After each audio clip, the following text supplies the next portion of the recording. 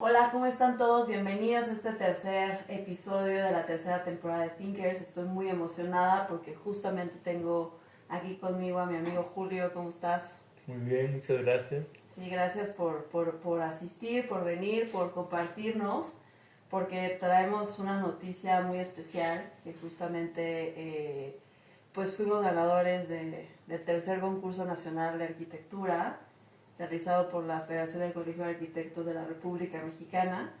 Y pues para mí era muy importante que pudiéramos platicar y compartirles a quienes nos están escuchando sobre nuestro proceso creativo y también cómo abordamos los proyectos y también como que conozcan más de nosotros, porque creo que es súper importante poder difundir eh, sobre las prácticas, porque esto se vuelve mucho más interesante hacia la sociedad, el cómo abordamos las cosas y qué más hacemos, porque justo se vuelve algo mucho más rico para todos, ¿no? Entonces, pues feliz de platicar y bueno, muy feliz de que estés por acá en Ciudad de México. Gracias Aranza, gracias por la invitación. Creo que se dio todo y se alineó para poder estar aquí. Sí, Entonces feliz. igual muy contento y pues bueno. Sí. Oye, pues me gustaría empezar con una primera pregunta, eh, que justamente vamos a hacerlo como súper dinámico, que la idea aquí es que me encantaría que bueno, a ver qué sale de este episodio, que me encantaría pues ir como generando mayor reciprocidad de conversación, ¿no? Entonces voy a partir de esta primera pregunta, que es ¿qué arquitecto o arquitecta consideramos que es nuestra mayor inspiración y por qué? Y bueno, voy a partir Por favor.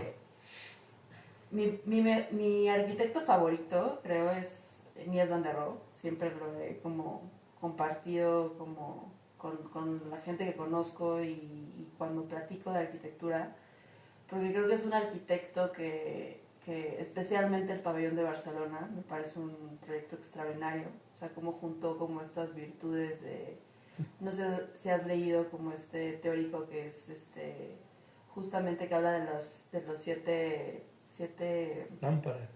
lámparas de la arquitectura. Y entonces yo me acuerdo que en esa época, cuando la primera vez que conocí el pabellón, pues, estaba yo en la universidad. Y cuando conocí este proyecto, había leído ese libro y dije, todo está aquí. O sea, es algo que no me había dado cuenta. O sea, como que, pero leer ese libro, como que dije, Mies como que abordó todo esto de una forma extraordinaria en la que parecía que tú puedes desdoblar ese proyecto, pero a la vez puedes como entenderlo a él a través de la materialidad, cómo utiliza justamente o sea, como el claro oscuro, cómo utiliza como muchos de los detalles, o sea, las visuales que tienes como apuntando en ciertos puntos que tú te encuentres dentro del pabellón. Me pareció un proyecto extraordinario y a partir de ahí como que empecé a seguir mucho su trabajo de él. Y bueno, creo que hay cosas que también como arquitectos son muy debatibles, o sea, como fui al CIRAM de Nueva York y bueno, creo que es muy peculiar como mucho de lo que cuando tú ves la arquitectura de cierto arquitecto de esa época, pues sus estilos son su forma de proyectar es muy similar, los materiales que ocupan, también las sillas que tienen muy de su ¿cómo se llama esta silla? Que se me fue ahorita el nombre, pero que es una silla muy Mies van der Rohe. Sí. Entonces, como que justamente, pues te encantan esas formas, pero ya cuando, como dices, actualmente no sé qué tan viable sea como ese proyecto, porque quizás tuvo que pasar en ese momento histórico, pero hoy la sociedad nos demanda otras formas de cómo proyectamos y construimos.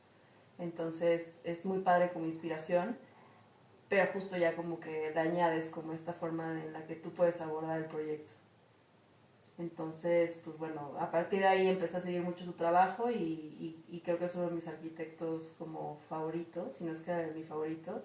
Pero también en México creo que hay muchos arquitectos que me encantan, en especial creo que Alberto Calach es uno de mis arquitectos en México que me gusta mucho, o sea, su forma de proyectar y bueno, como la experiencia que te hace sentir tú estando en ese espacio. O sea, creo que es muy peculiar su forma de entenderlo. Entonces, sí soy como esa persona que me compro los libros de los arquitectos. Y bueno, justo como que ellos en particular. Gracias. Sería difícil decidir por un arquitecto. Creo que la mayor parte de los artistas tienen luz y sombra, ¿no? O sea, pero si yo tendría que decir a alguien, hablaría de Oscar Hagerman, que es un amigo mío y un maestro mío, ¿no? Y hablaría de Oscar Hagerman como alguien que admiro mucho y que define muy clara su línea de vida y su trayectoria, un poco en esta alegoría de Gandhi que decía que la felicidad es entre lo que piensas, dices y haces, hay una misma línea, ¿no? Entonces, con ese enfoque yo me pongo a analizar y digo, bueno, creo que Don Oscar lo ha logrado, ¿no? Yo me acuerdo mucho de estar trabajando, colaborando mucho con él y hablaba de la vivienda, de cómo debe ser la vivienda, de espacios, que a veces yo pensaba que los espacios eran relativamente pequeños. Y decía, no se necesita más. Era un poco de proyectar. Y conforme vas avanzando y vas creciendo, te vas dando cuenta. Me ha tocado ir a visitarlo últimamente y ver, que es algo que me inspira mucho, que la casa que él siempre proyectó en muchas de las comunidades es muy similar a la casa en la que él vive. Entonces, siempre que pudo, ofreció su pensar, o lo mejor de su pensar, también en un beneficio que él consideraba que era el adecuado. Entonces yo creo que eso muchas veces es esa línea que nos divide entre el verdadero ejercicio, el verdadero oficio de la arquitectura, que realmente es un servicio. Claro. Y era una coherencia, ¿no? Y justo Don Oscar siempre habla de que la arquitectura es un servicio. Y yo le he agregado con el tiempo que si la arquitectura no sirve, no sirve, ¿no? O sea, si no llega a ser un servicio, ¿para qué es la arquitectura, no? Y, o sea, volviendo a hablar de Don Oscar y el aprecio y la admiración que yo le tengo, me tocó ver alguna de sus conferencias cuando cerraba con una cita del maestro Toledo que hablaba y decía que ojalá me recuerden por las cosas que realmente sirvieron. Entonces yo creo que esa profundidad, que sin importar la escala del proyecto, el sitio y lo complejo que pueda llegar a ser, creo que un buen parámetro para definir una buena arquitectura es el antes y el después en el lugar. O sea, creo que todo proyecto tiene un impacto, que es un impacto socioambiental. Pero ese impacto hay que buscar la manera de potencializar las cosas, ¿no? Creo que hemos estado muy clavados en todo este tema antropocéntrico del ser humano, las divisiones, clases, etc. Cuando hay un problema urgente y es todo un poco más profundo, que es un problema socioambiental, ya no solo social. Ya no es el ser humano como el centro de la Tierra, sino es el ser humano con su entorno. Entonces creo que eso se vuelve todavía más profundo de atender.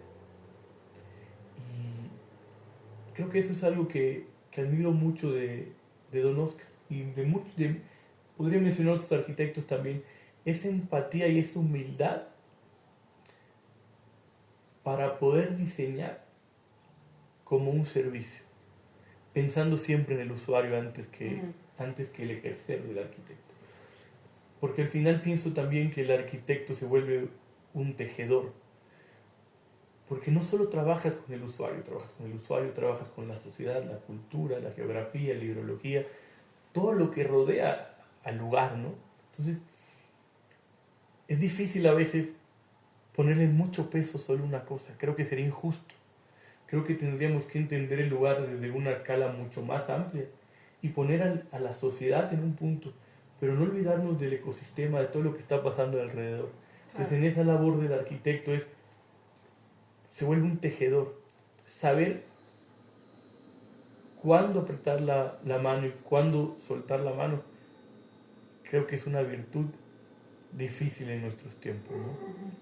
Me hiciste pensar como en, no sé si has visto como esa imagen del ecosistema y el ecosistema. O sea, es como, y que creo que es prácticamente lo que comentabas, ¿no? Con ese ecosistema de ego, que justamente está el hombre como en la punta de la pirámide y se desdobla todo lo demás, que es como hemos venido quizá, pues, o sea, en la arquitectura como se ha funcionado y que no, ya debería de cambiar ese chip, y que creo que hay muchos arquitectos que ya lo abordan diferente, y que justamente viene el ecosistema, ¿no? Que es el hombre justamente en medio, que se relaciona con todo este sistema de sucesos, de entorno, en donde justamente se entiende con lo demás, ¿no?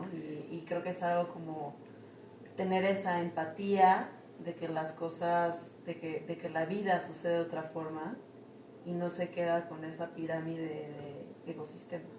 Y que no estamos exentos. Por eso me gusta mucho igual esta frase de Toledo, que dice que me recuerden por las cosas que sirvieron. O sea, no podría hablar por él, pero yo desde la perspectiva que yo le entiendo, se sabe humano. Se sabe reconocer en sus errores. Y se sabe que entre sus errores habrán cosas buenas. Entonces, se entiende como un ser humano con errores, pero que las cosas que funcionaron, que por eso lo recuerden, ¿no? Ahorita que decías esto, ahora que decías eso, me, me gusta mucho igual la frase como define los mayas la cosmovisión, que todo está intrínsecamente relacionado. O sea, todas las partes están intrínsecamente relacionadas. Entonces el ser humano es una parte del todo. Y hace poco leyendo a Montaner, que hablaba de la modernidad superada, definía la ecología justamente de la misma manera. Entender como que todas las partes están relacionadas. Entonces te das cuenta que con 2000 años de diferencia estamos volviendo a regresar a esas necesidades básicas que por mucho tiempo las estuvimos olvidando. Y no quiere decir que nosotros estemos exentos, o sea, no es juzgar desde afuera, es realmente nosotros somos parte de eso. Claro. Y a veces hacemos las cosas y a veces las cosas no se transforman en positivo. Pero la reflexión da para poder generar esta búsqueda, ¿no? Esta utopía de poder avanzar y ver qué sí podemos hacer. Y qué podemos hacerlo conectado tanto con el medio ambiente como con todo lo que nos rodea, ¿no? Totalmente. Cuando enfrentamos un bloqueo creativo, ¿qué estrategias utilizamos para reencontrar la inspiración? Ok, me voy primero en esto. Yo creo que más que un bloqueo creativo es falta de un análisis más profundo. Creo que mucho de las respuestas las tiene el lugar. Entonces, a veces estamos en un frenesí muy veloz y queremos resolver los proyectos más rápido de lo que realmente necesita. Entonces, a veces más que el bloqueo es falta de tiempo. Creo que los proyectos necesitan tiempo y el tiempo necesita análisis, entender el lugar, entender el contexto y el lugar desde las escalas que uno pueda entender el lugar. O sea, no solo ir y analizar el terreno, ¿no?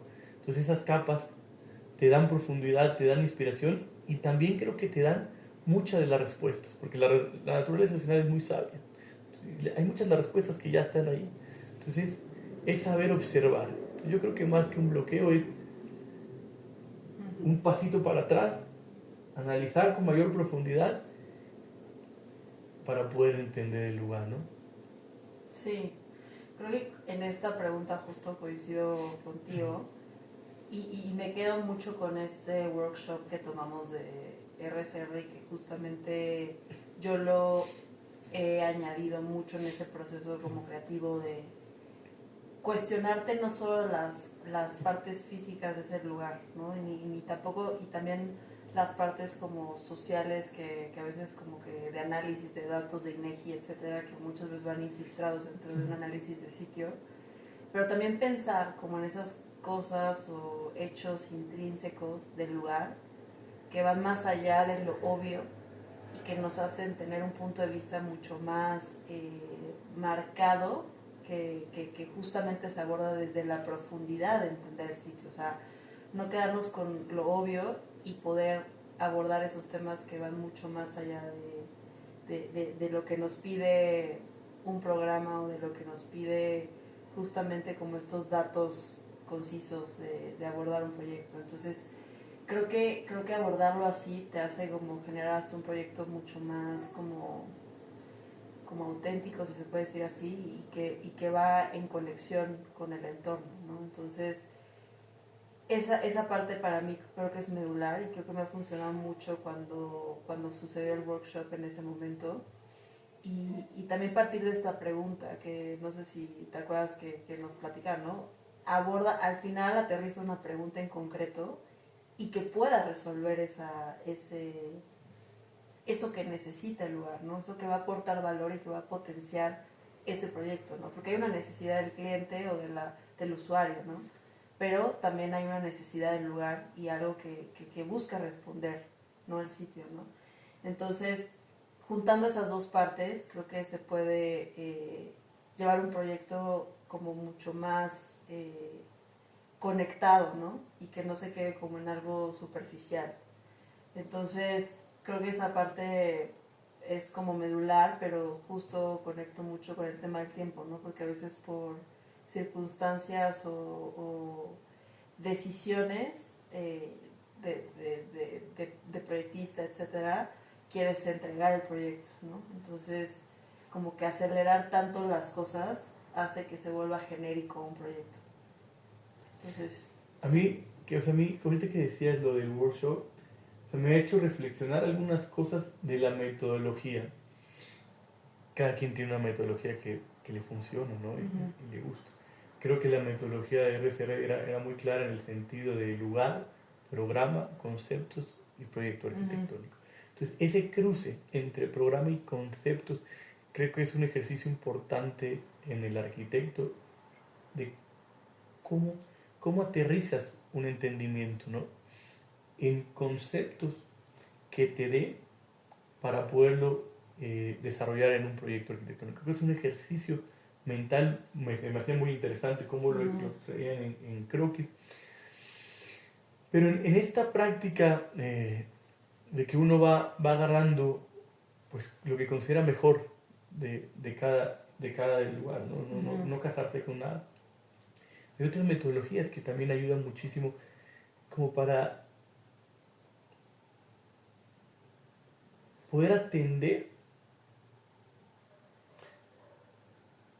esta gente que también va a vivir en el lugar, ¿no? A mí me gusta mucho, sé que me voy a otro extremo y a lo mejor gente muy crítica o muy radical no le va a gustar, pero esos procesos participativos con la producción y gestión del hábitat, esos diagnósticos participativos que lo puedo conectar con las preguntas poderosas.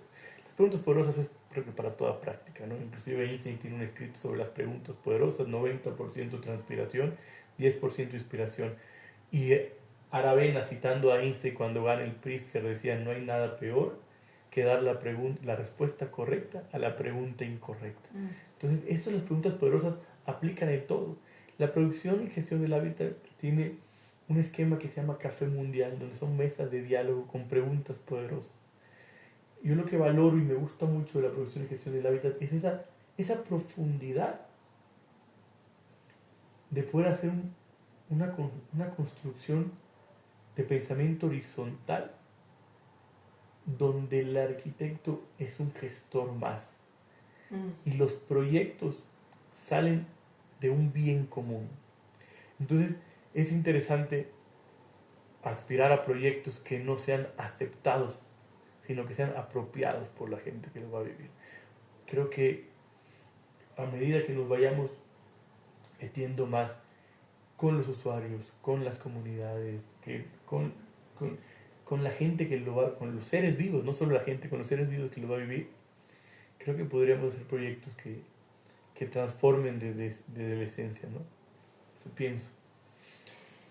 Qué bonito, me la podría pasar aquí hablando una hora más de este tema. Bueno.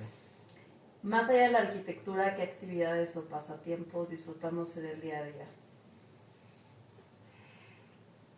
Bueno, pues creo que como, o sea, en mi práctica, creo que, y desde niña, creo que si me remonto a todo lo que he hecho de aquí a esta edad, he tenido muchos pasatiempos, o sea, de los 6 años a los 16 toqué el piano, o sea, de que me enfoqué mucho en tocar piano, etcétera, y siento que de alguna forma sí me sensibilizó en las formas de, o sea, como que creo que siempre me consideré alguien muy sensible, o sea, en la forma en cómo, porque yo no crecí en la Ciudad de México, crecí más en el campo, entonces creo que el hecho de estar muy cerca de la naturaleza también me hizo mucho como sensibilizarme al entorno.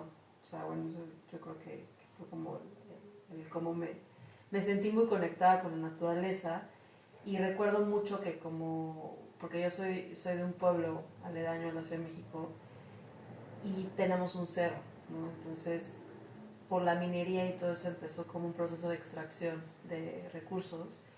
Y yo vi de los 5 años a los 15 que ese cerro se iba destruyendo y se iba como pues, desapareciendo por todo este consumo que existía. Entonces yo me acuerdo que yo decía, no, voy a ser ecologista. Yo cuando crezca quiero ser ecologista porque justamente como que pues me parece muy triste esto, ¿no? Y después, justamente como en mi crecimiento, me di cuenta que pues la arquitectura también era una forma de cómo abordar la preservación a través de pues la forma en cómo construías, etcétera, ¿no? Y bueno, justamente a partir de eso también sucedieron ciertos hobbies, ¿no? Siempre me gustó mucho el deporte y practiqué box, practiqué capoeira, o sea, después me metí a ajedrez, o sea, siempre estuve como muy involucrada como en varias cosas y después por la carrera lo dejé, o sea, como que dejé mucho estos hobbies y esto porque pues me enfoqué de lleno en estudiar, pero ya cuando sales de la carrera te das cuenta que esos hobbies son parte de tu vida, o sea, necesitas retomar esas actividades porque también te dan mucho, te nutren mucho como persona y también como arquitecta, o sea, siento que ese tipo de actividades te hacen como reconectar con esas partes que te encantan, o sea, parte de la arquitectura, y poder disfrutar mucho más tu carrera profesional y también como persona poder sentirte como en otro espacio que también te gusta mucho, ¿no? A mí personalmente hoy me gusta mucho leer, porque es uno de mis hobbies favoritos, porque creo que pues, ese conocimiento que te brinda un libro es algo que te hace como incluso cuestionarte los proyectos que estás generando. Y también me gusta mucho correr, o sea, creo que esos hobbies son como algo que me libera mucho como de este día a día y esta cotidianidad que sucede, pero como que yo lo digo muy fácil, pero para mí fue un proceso como el agarrarme de estos hobbies, porque siento que bueno, personalmente cuando salí de la escuela fue como me voy a enfocar, voy a estar haciendo como proyectos y trabajaba todo el día, digo, todavía lo hago, pero siento que de alguna forma también me libero mucho de eso y sé que cuando necesito reconectar conmigo me salgo a correr o sé que tengo que leer, quiero leer cosas, quiero leer arquitectura o quiero leer un libro que no tiene nada que ver con arquitectura, pero que también me gusta mucho. Y creo que ese tipo de cosas te hacen incluso como nutrir más el proyecto y nutrir más tu vida y que creo que es algo que no puede estar desligado de ti porque te hace mejorar incluso como ser humano.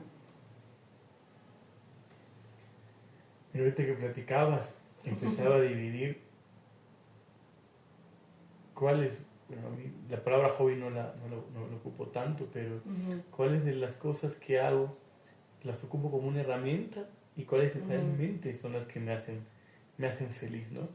Porque ahorita que hablabas, por ejemplo, de correr, me gusta mucho correr, pero realmente el trasfondo no es correr.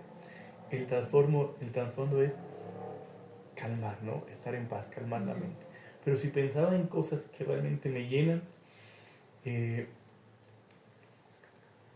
creo que la arquitectura es muy diversa y puedes abarcarla desde varios puntos. Hacer arquitectura me gusta mucho, o sea, lo disfruto, no lo veo como un trabajo. De hecho, es algo que me apasiona, diseñar. Lo considero un pasatiempo. Luego toca las otras partes de la arquitectura que ya son más administrativas y eso que ya no me encanta tanto, pero la hora de diseñar, soltar el lápiz, hacer maquetas, pensar, esto es algo que me gusta mucho. En ese ejercicio pienso que estoy en busca de un equilibrio porque así como hago proyectos privados y hago proyectos grandes y con un impacto socioambiental relativamente considerable, también me gusta mucho estar en la universidad. Para mí dar clases es algo que me gusta mucho, que me hace aprender mucho, me mantiene siempre muy activo y justo el enfoque que les damos en la universidad, que es hacer proyectos sociales, ir a las comunidades, encontrar qué potencial tiene la comunidad o si ya la comunidad o la institución que nos contacte ya sabe qué proyecto hacer y junto con los alumnos y con la comunidad poder desarrollar un proyecto. A mí es algo que me nutre mucho, que me hace muy feliz y de alguna manera es una forma que o al menos yo pienso, que le devuelvo un poco a lo mucho que me ha dado la arquitectura, ¿no? Y también me acuerdo de que la mitad de mis raíces les tocó trabajo, rompieron piedra cuando fueron chicos. Y a lo mejor en esta idea de pensar que no todos pueden tener un arquitecto alguna vez en su vida, acercarnos y realmente ofrecer, que realmente lo que ofrecemos es un espacio, es compañía, porque muchas veces la sabiduría, no muchas veces, casi siempre, la mayor parte de veces, el conocimiento realmente lo tienen las comunidades. Entonces, llegar, trabajar con los alumnos, ver la motivación de los alumnos, ver cómo los sacamos de esta rutina que viene en todos los semestres, entrar a una comunidad y ver también la alegría que contagia a la comunidad, los alumnos y esa sinergia que se hace, creo que es algo muy bonito y es algo que realmente me llena. Entonces, más que un pasatiempo, es algo que realmente me llena, ¿no? O sea, lo disfruto y tampoco lo veo como dar clases, o sea, quiero estar ahí, quiero estar con los alumnos, quiero estar con la comunidad y quiero estar con todo eso que rodea, que también es una sinergia, es un campo de energía muy, muy positivo, ¿no? Qué lindo. O sea, porque justo me haces pensar en cómo tu trabajo se vuelve como este hobby, ¿no? O sea, bueno, claro. Como esta... Que a veces no es tan bueno, ¿ah? ¿Eh? Dicen que no es tan bueno, pero... Sí, pero justo creo que es como esto que quieres hacer. O sea, no tienes que hacer, quieres hacer. Claro. Es algo que cambia totalmente tu forma de vivir. Claro. ¿Cómo fue nuestra experiencia al participar en el concurso de Faro de Mazatlán? Ok. Es interesante. Siempre es nutritivo, nutre mucho hacer proyectos colaborativos. No hago muchos, que eso tampoco es tan bueno, pero creo que importa mucho la voluntad, ¿no? De las partes, o sea, las ganas de hacer un bien común y cuando las dinámicas son con una energía positiva, a pesar de que hay mucha tensión a veces, porque no estamos haciendo algo serio, ¿no? Que sí. Con un resultado que realmente, yo siempre digo, muchas veces digo, el resultado no importa, pero quizá en un concurso el ejercicio de reflexión hay que resumirlo en un resultado. Claro. Entonces, compactar eso y tener que hacer en poca información y que hayan varias partes involucradas con distintas formas de pensar, creo que poder conjuntar y de repente hay que ceder, de repente hay que apretar más cuando crees que algunas ideas deberían de estar. Creo que es un ejercicio que se tendría que aplicar perfectamente en la vida diaria. O sea, trabajar en colaboración, ¿no? Colectivo. O sea, me llevo una muy buena experiencia, muy pocos concursos, en menos mi persona me había metido en la universidad, 2, 3 cosas. Y afortunadamente habíamos tenido siempre suerte. En la escuela ganamos un concurso que fue obligatorio, que fue hacer un prototipo de la escuela con AFE, justo con Don Oscar. Luego algunos alumnos invitaron a unos concursos, igual nos fue bien, y luego creo que fue el tercer, cuarto concurso. Y resultó que ganamos el tercer concurso nacional. Estamos muy o sea, cuando hablo de mí, creo que estoy muy emocionado.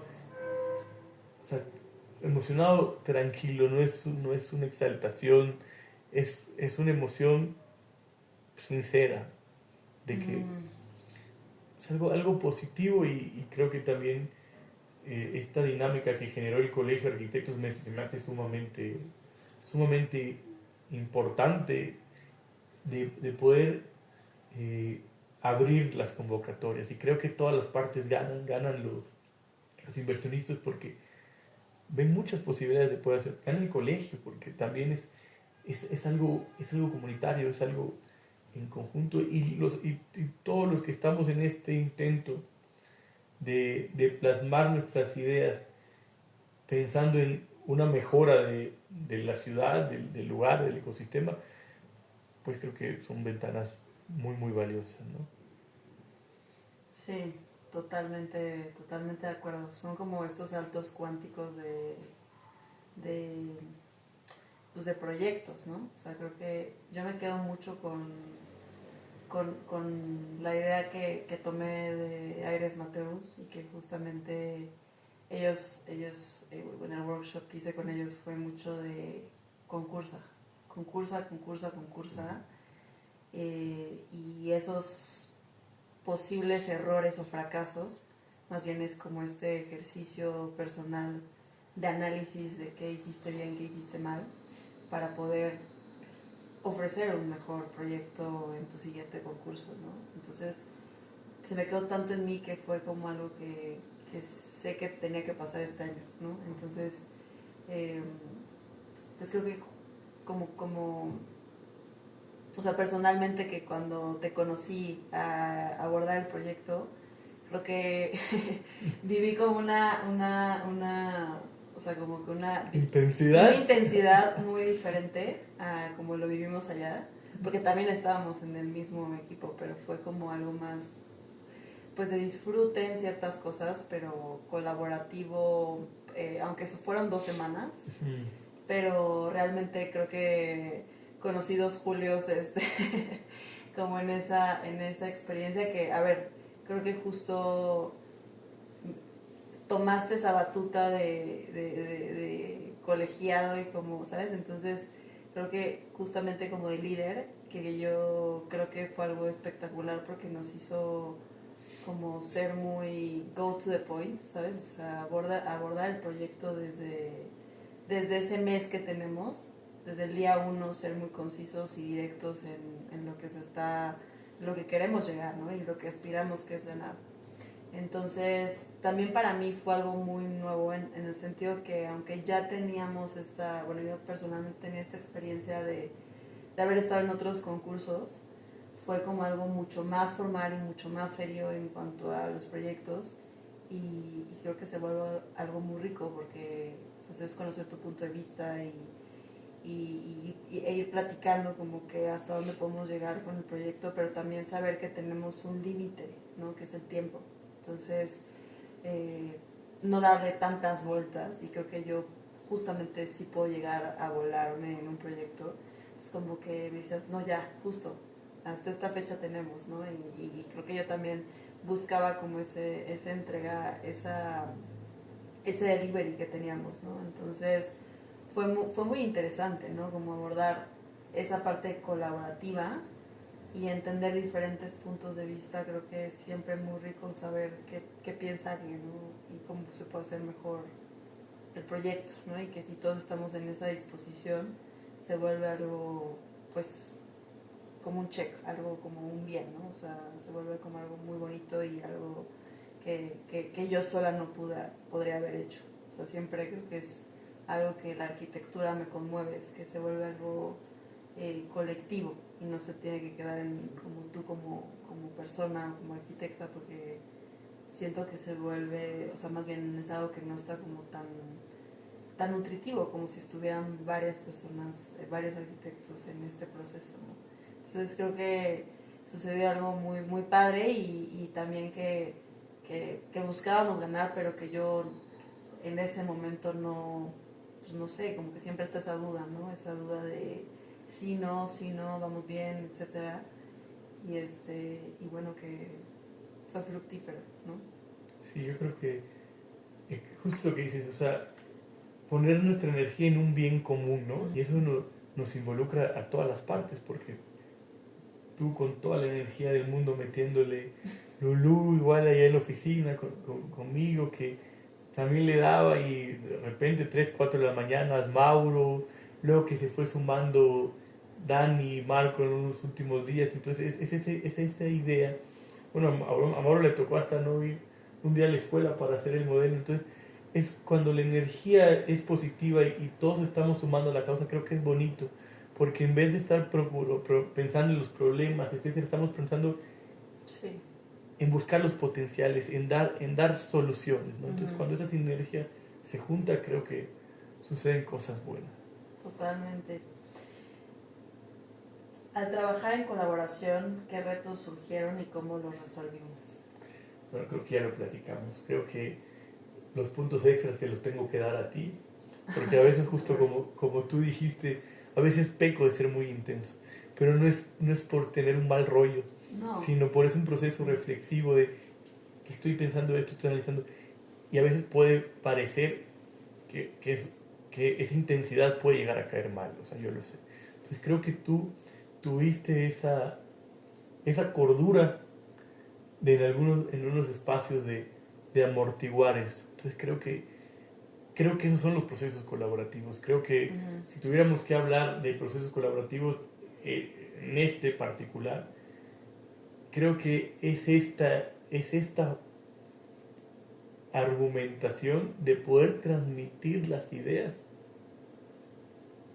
sin que lleguen a ser impositivas. Sí, O sea, dialogar totalmente. las ideas.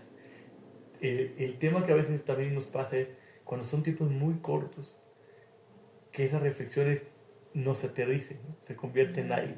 Entonces, creo que fue un ejercicio de reflexión profundo. El resultado, bueno, al menos hablando de mí, yo no puedo hablar de todos, pero estoy casi seguro que todos, fue muy satisfactorio. Creo que logramos hacer un proyecto que respondiera a Mazatlán. Creo que hicimos un análisis profundo de muchas de las capas de Mazatlán, del sitio en particular, de lo que pensaban los inversionistas y también cómo poder a dar nuestro granito de arena a todo el proceso que estaba pasando alrededor del terreno, ¿no? Entonces, creo que es por ahí. A mí en particular, justo creo que como que yo sentí como un equilibrio. O sea, quizá hubo momentos de tensión como en el proceso, pero siempre sentí como un equilibrio. Que sabía que yo te marcaba o tú me marcabas y estábamos como pendientes de las cosas que sabíamos que iban a pasar, ¿no? Claro. O sea, creo que... Y eso creo que hace como un muy buen proyecto. O sea, como un muy buen resultado de ambas partes porque no es... Genuinamente buscamos un buen interés en común y es algo que no es algo que tengas que forzar que suceda, sino es algo que sucede por naturalidad, o sea, es algo que no está siendo como condicionado ni está siendo, ¿sabes? Entonces muchas veces en las colaboraciones eso buscas, ¿no? Que sea algo como muy genuino y algo muy, pues sí, como algo que busques genuinamente generar buena arquitectura, ¿no? Entonces, me pareció un muy buen, una muy buena experiencia. Y que aquí estamos, ¿no? Creo que terminamos bien, por ahora estamos aquí. Exacto. Estamos aquí platicando. Al ver el proyecto terminado, ¿qué tan satisfechos nos sentimos con el resultado? Bueno, creo que igual platicamos un poco, o sea, ya platicamos que yo me sentí muy satisfecha porque creo que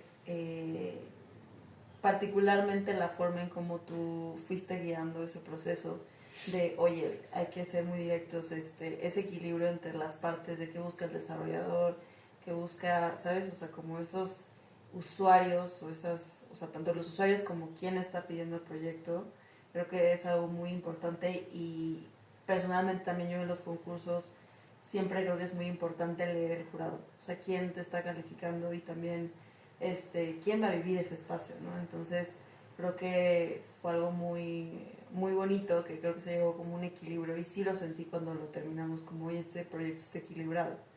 Ni es tan como algo volado, ni tampoco es algo como súper rígido que no está siendo como bien entendido con el contexto, etcétera, ¿no? Entonces creo que cuando se terminó y todo esto fue como un ya está, ¿sabes? O sea, como que sientes como esa plenitud de concursar, pero justamente pues también lo pones a prueba, ¿no? O sea, de qué va a pasar y hacia dónde vamos a llegar, pero sí sentí como esta plenitud de entregar, o sea, ya al final que quedó y hasta nos quedó un poco más de tiempo para revisar la lámina, etcétera, ¿no? Y como los detalles que exige y que la intensidad con la que justamente sucedió, pero creo que al final todo eso aportó al proyecto. Yo pienso que es difícil decir la obra ya está lista. O sea, no es el proceso, yo pienso que siempre uno piensa, esto puede ser mejorable, esto puede ser mejorable, y veo el proyecto y digo, qué bueno que fue el concurso y todavía hay un proceso con los inversionistas de poderlo desarrollar más, y siempre estás pensando, oye, si le muevo esto, si le muevo lo otro, que no recuerdo si era una entrevista que vi de Picasso que decía, lo difícil de pintar un cuadro es decir, hasta aquí es la última pincelada. Creo que ese es un punto que le pasa a todos los artistas, a todos los que generan arte. Y que también genera arquitectura, que la arquitectura también es un arte, no solo es un arte habitable, entonces tiene otros factores. Pero poder decir, hasta aquí ya está bien. O sea, ya no necesita nada más. Entonces creo que eso es un ejercicio sí, entiendo tu difícil, punto, como ¿no? incómodo. O sea, es como, ¿será que ya es hasta aquí? Pero pensando como en el tiempo que teníamos, claro, era como, ya está. Más que incómodo, yo diría, tiene que tener una fecha límite. O sea, tiene que tener límites. O sea, puedes hacer metas a corto, mediano y largo plazo, pero tienen que cumplir esas metas. Entonces, a la hora de cumplir esas metas, hay otros factores en juego y ahí no es solo es un arte. Empiezan múltiples cosas que también son tejidos que tienen dentro de la arquitectura, ¿no? Sí, como de funcionalidad, o sea, no, que estaba pensando en la Sagrada Familia, ¿no? Que se vuelve algo interminable. Digo que ahí entran otros factores, pero claro, justo pensando en que es algo que tenemos que entregar, siento que es como hasta este punto, ¿no? Claro, y también es lindo pensar un poco en la idea de que sean espacios flexibles que puedan ir adaptándose conforme van evolucionando en el tiempo, que es un poco la idea que también nosotros buscamos, ¿no? Con el edificio. Las plantas eran plantas prácticamente libres, bien estructuradas, moduladas, que permitían al usuario poder pasar, si querían ver desde el cuarto del mar o querían ver la sala desde el mar, todo esto, esta idea que pedían el Lock-Off, al final prácticamente cualquiera de los departamentos podía hacer eso. Y cualquiera de los departamentos podría tener sala, comedor, cocina mirando al mar o el cuarto mirando al mar. Claro. Entonces, es esta idea de no terminar de definir la arquitectura, de dejarla un poco abierta para que vaya evolucionando con la gente que lo va viviendo, ¿no? Decía Octavio Paz que la arquitectura es el testigo insobornable del tiempo. Entonces, realmente, ¿quién es un buen juez para determinar si fue algo, una buena arquitectura? Es el tiempo.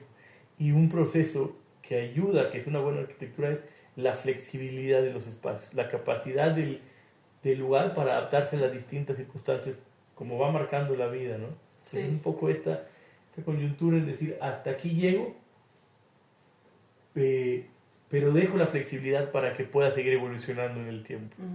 Pero que su base estructurante, o sea, que lo que hace ese proyecto no se modifica. Claro, sino, o sea, más bien es como, sí, como dejar abierta esa pregunta, pero en cosas como más cerrados, o sea, como... Sí, o sea, más cerrados o no, a lo mejor es más bien tener un ritmo, tener una idea de cómo poderla seguir en el tiempo.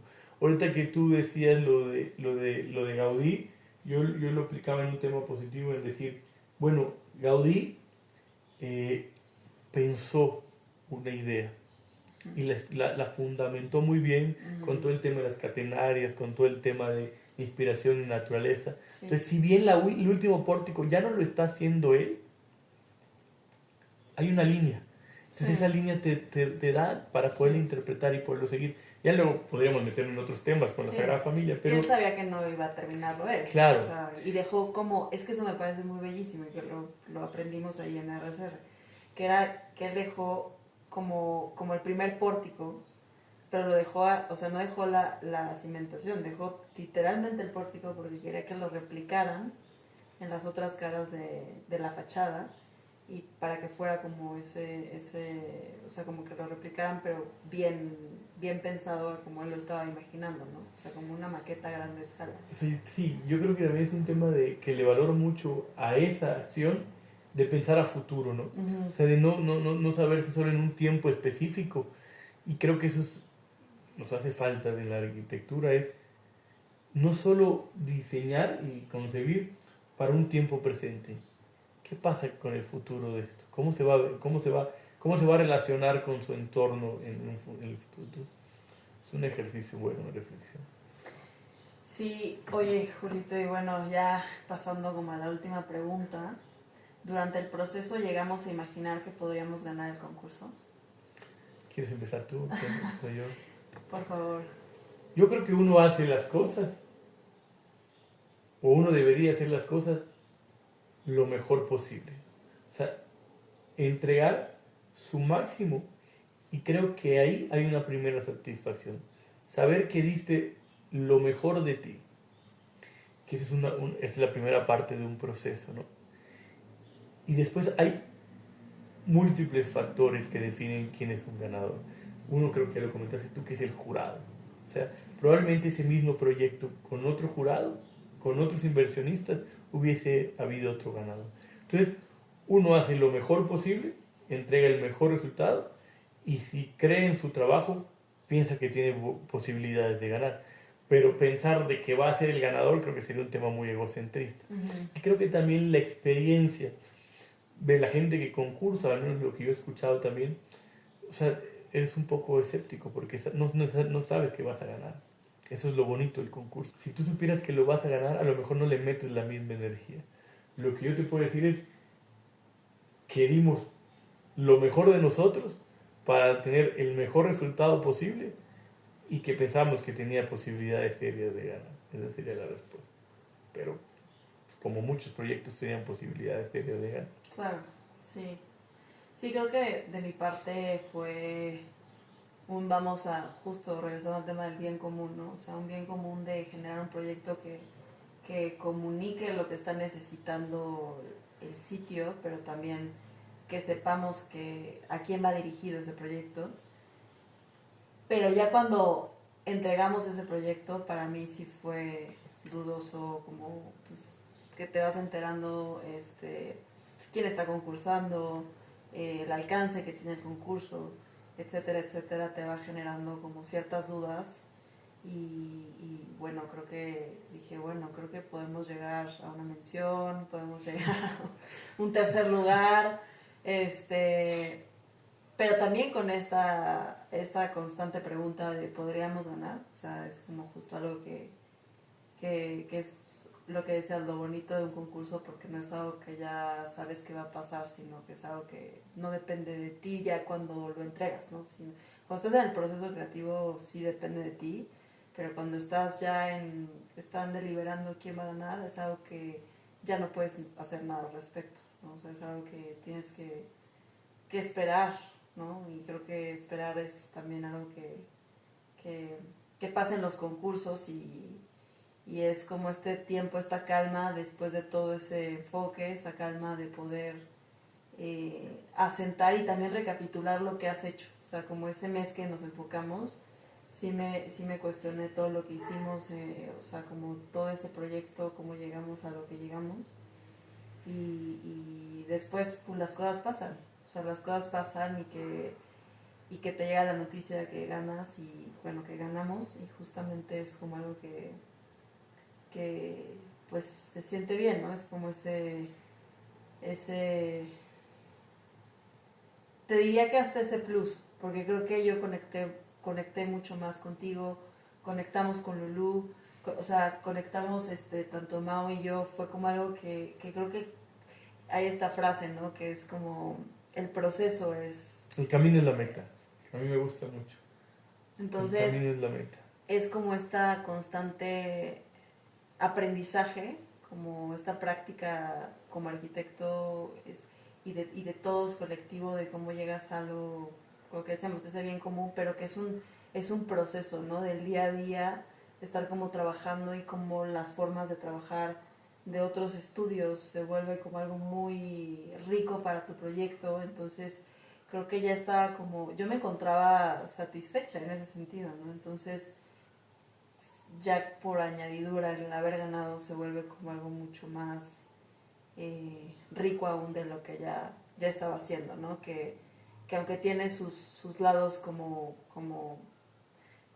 todo en esta vida, que es dual, ¿no? Tiene sus lados en los que es muy claro, pero también momentos que tuvimos tensos, pero al final que buscábamos un bien común. El elogio de la sombra, ¿no? No solo hay luz y oscuridad, también está la sombra que da refugio. Sí. Muy bien. Pues muchísimas gracias, Julito. La verdad es que disfruté muchísimo esta conversación y espero que a quienes nos están escuchando les haya servido en su práctica cotidiana de vida, de creatividad, de enfoque, y nos estamos viendo en el siguiente capítulo de este podcast Thinkers.